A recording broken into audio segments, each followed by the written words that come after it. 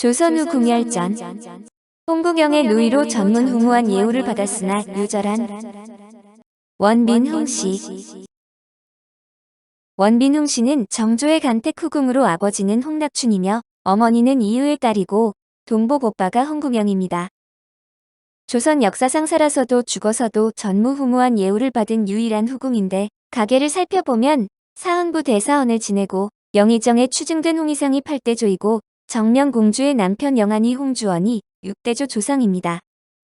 따라서 해경궁 홍씨, 홍봉안, 홍인환과 연결되어 있으며 원빈 홍씨와 정조는 12촌이 되며 5촌 당고모는 경주 김씨 김한희의 부인이자 김면주의 어머니였습니다.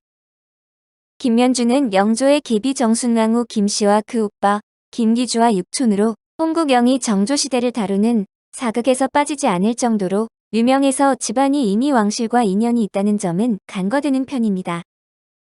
정조 2년인 1778년 5월 2일 왕대비 정순왕후 김씨는 비너를 간택하라는 언서를 내리는데 정순왕후는 불행하게도 중전에게 병이 있어서 포사를 볼 가망이 없게 되었다고 밝혔습니다.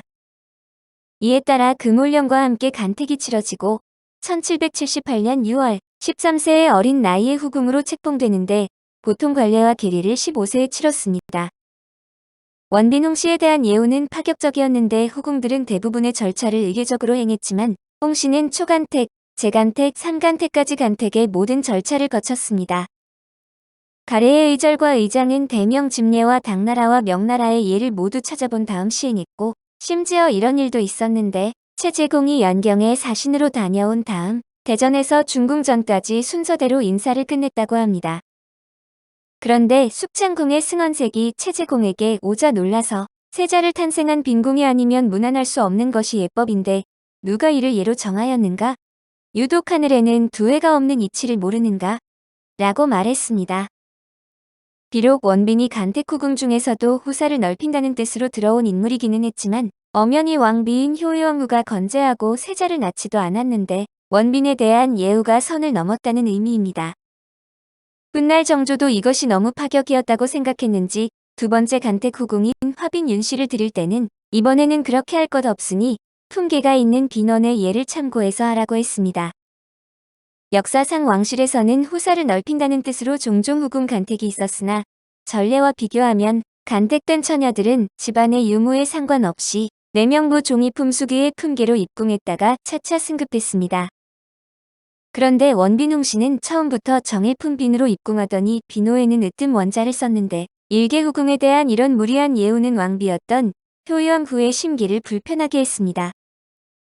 당시 효의왕후의 심정을 숙창궁 입궐일기로 짐작할 수 있는데 효의왕후는 더위를 핑계로 원빈 홍씨의 조연예를 며칠이나 미루고 효의왕후 입장에서 원빈 홍씨를 꺼리는 것이 예사일이라고 말했습니다. 뿐만 아니라 당시 효의왕후의 처지는 상당히 곤란했던 것으로 보이는데 해경궁 홍씨가 죽고 김조순이 지은 지문에서 중궁이 누차 위태로운 지경에 놓였다는 내용이 있습니다. 순조실록 19권 순조 16년 1월 21일 신축 두 번째 기사 1816년 청가경 21년 해경궁 지문 홍국영의 아기 무르익 었을 적에 그 누이 동생을 궁중에 들이고는 원빈이라고 일컬으면서 분수에 벗어나는 일을 넘보았으므로 중궁이 누처 위태로운 지경에 놓였으나 임께서는 간사한 싹을 미리 꺾어 극력 보호함으로써 마침내 안전하게 되었다. 그런데 궁중의 일은 은밀하여 아는 이가 없기 때문에 불만을 품은 무리가 도리어 간사한 말을 퍼뜨리기를 중궁이 위험에 빠진 것은 자궁이 주장하여 꾸며낸 일이다라고 하였다. 1779년 5월 원빈 홍씨는 창덕궁 양심앞에서 14세의 나이로 사망하였는데 한중록에 따르면 홍국영은 여동생 원빈 홍씨가 갑자기 죽은 이유를 효의왕후에게서 찾았습니다. 하늘이 밝으시고 국영이의 제약이 천지에 가득 차니 그 누이는 들어온 지 1년도 못된 1779년에 벼랑간 죽었느니라. 이 일로 국영이가 도끼와 활을 이기지 못하여 제 감히 누이 죽은 것에 중전을 의심하여 정조를 도도 중전에 내인들 여럿을 잡아다가 칼을 빼들고 무수히 협박하며 조사하니라. 한중록. 하지만 정조가 직접 지은 행장에서는 원빈 홍씨가 종기를 앓고 있었다는 사실이 나옵니다. 원빈 홍씨는 평소에 병이 없었는데 1778년 겨울부터 종기가 여러 번 발병하여 차도를 보이지 않았고 종기를 앓지 않는 달이 없었으며 증세가 갈수록 심해져 죽기 한 달 전부터는 통증이 극심했다고 합니다. 야사에서는 정조와 합궁하고 출혈로 시름시름 앓다가 죽었다고 하는데 그럴 만도 한 것이 당시 원빈홍 씨는 만 12에서 13세로 이제 막 초경이 시작된 지 얼마 안 된 아직 어린 소녀였기 때문이었습니다. 창작물에는 이 이야기가 자주 차용되는데 황인경의 소설 목민심서에서 정조와 원빈이 동침하던 밤에 소동이 벌어진 것을 두고 상궁들이 어른이 아이 버선에 억지로 발을 디밀어 넣으면 어떻게 되겠소? 라고 표현했습니다. 또 강미강의 로맨스 소설 옷소매 붉은 끝동에도 일부 차용되어 있는데 합궁 당일에 정조는 원빈의 침소까지 동행한 대전 상궁들의 눈치에도 불구하고 옷도 벗지 않고 시간만 좀 보내다 대전으로 돌아와 침수를 듭니다. 급기야 정조는 덕임에게 너는 언제 초경을 시작했냐고 물으면서 원빈이 너무 어려 합궁하기 곤란하다는 고충을 토로하고 홍궁영은 원빈이 초경을 했다고 하지만 믿을 수 없다는 말도 합니다. 원빈의 나이가 너무 어린 것도 문제였지만 행장의 종기의 뿌리가 매우 커서 보통 사람이 감내할 수 있는 지경이 아니었다는데 아픈 사람과 실제 합궁이 이뤄질 수 있었을지도 의문입니다.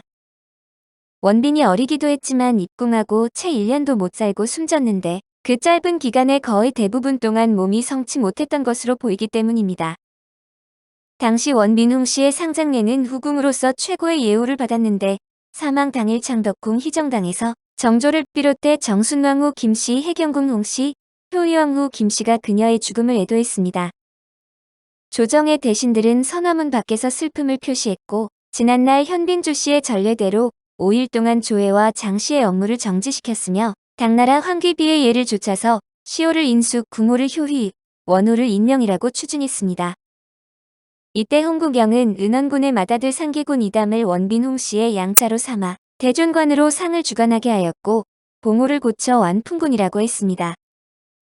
완풍군은 전주희 씨의 관양을 뜻하는 완자와 풍산홍 씨의 관양을 뜻하는 풍자를 합한 의미로 종씨를 후궁의 양자로 삼는 일은 전례가 없는 매우 이례적인 일이었습니다.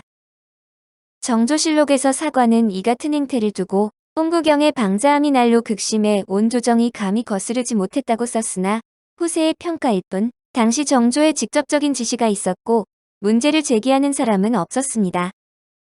원빈홍 씨의 신주는 경희궁 위선당에 모셔졌고 원빈홍 씨의 원소인 인명원에는 묘표, 상석, 향로석, 혼유석 등의 성물을 배치했을 뿐만 아니라 정자각과 제실, 홍살문까지 지었습니다. 그러나 정조 10년인 1786년에 인명원에서 원빈묘로 강등되면서 홍살문 등은 모두 헐렸는데 원빈의 무덤을 원이라고 부를 수 없다는 여론에 따른 조치였습니다.